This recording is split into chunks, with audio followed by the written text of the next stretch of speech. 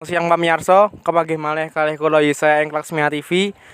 Dinten iki kula wis ning SMA 4 lan kula bakal nakoni pendapate murid SMA 4 babagan taman sekolah.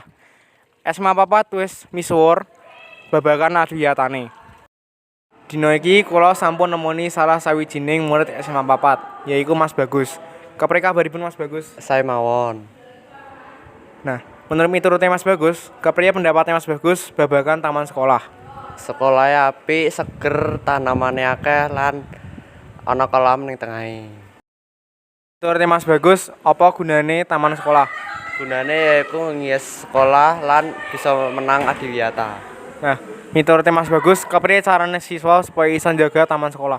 Lah carane kudu nyirami tanaman bendina lan aja buang sampah ning taman kuwi. Matur nuwun Mas Bagus. Ya. Warta saking kula, sugeng siang.